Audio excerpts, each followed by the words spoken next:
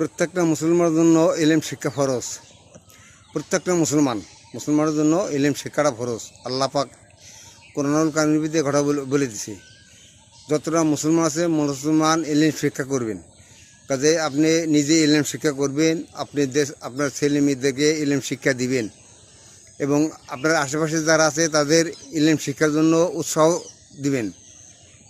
মনে করেন আপনার একটা ছেলে যদি একটা হাফিজ হয় বা একটা আলেম হয়, একটা মওলানা হয়, তাহলে আপনি মৃত্যুর পরে আপনার জানাজা যেন আপনার সন্তান আপনার জানাজা দিতে পারে। আপনার সন্তান যদি আপনার জানাজা দেয় তাহলে আপনি কত সৌভাগ্য না? আপনি অনেক ভালো সৌভাগ্য আপনার সন্তান যদি আপনার জানাজা দিতে পারে তা আপনার তো মহা সৌভাগ্য।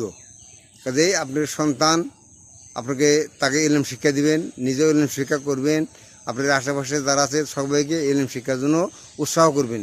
কাজে প্রত্যেকটা মুসলমানের জন্য ইলম শিক্ষাটা ফরজ। আমরা সকলের জন্য ইলম শিক্ষার জন্য উদ্বুদ্ধ হইতে পারি। আল্লাহ তুমি আমাদের তৌফিক দান করো, আমিন।